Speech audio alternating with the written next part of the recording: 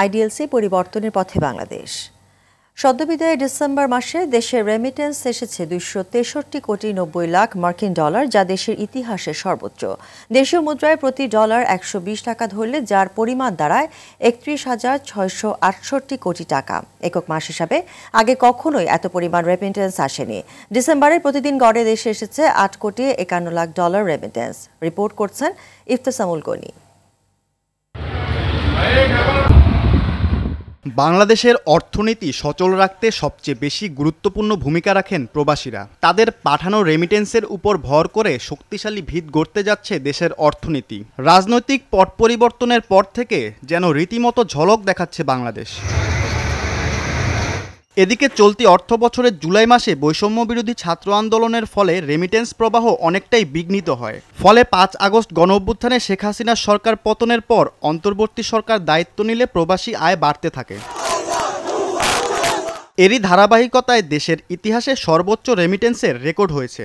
সদ্যবিদায়ী December মাসে দেশে remittance এসেছে 263 কোটি 90 লাখ মার্কিন ডলার, যা দেশের ইতিহাসে সর্বোচ্চ। পরিবর্তনের এই হাওয়ায় 2024 সালের জুলাই মাস বাদে 11 মাসই রেমিটেন্স এসেছে $2 বিলিয়ন বেশি।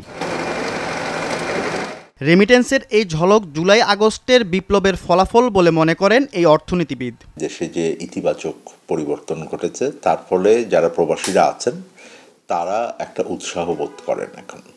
ফলে অর্থ বিনিয়োগের ক্ষেত্রে বা পাঠানোর ক্ষেত্রে তারা এই জায়গাটা একটা গুরুত্ব দিচ্ছেন। অবৈধ পথে অর্থ পাচার রোধ করা গেলে উত্তরোত্তর রেমিটেন্সের পরিমাণ বাড়বে বলেও মনে করেন তিনি। দেশের ভিতর থেকে যেই হুন্ডির মাধ্যমে অর্থ পাচার হচ্ছে সেইটাকেও প্রতিরোধ করাটা এখন দরকার এবং আইনানুগ পদক্ষেপ নেওয়া দরকার। সেটা যদি হয় তখন রেমিটেন্সের উপর আরও ইতিবাচক প্রভাব পড়বে বলে আমরা মনে করি। এর আগে করোনাকালীন সময়ে 2020 সালের জুলাই মাসে দেশের রেকর্ড $259 কোটি রেমিটেন্স এসেছিল।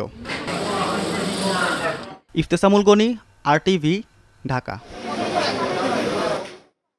গাড়িটা আমার প্রেজেন্ট, আমার ফিউচার, আমার হ্যাপি লাইফ। আইডিএলসি আমার ফাইন্যান্সিয়াল পার্টনার বলেই কার লোন আমার কাছে লাইফ ইনভেস্টমেন্ট।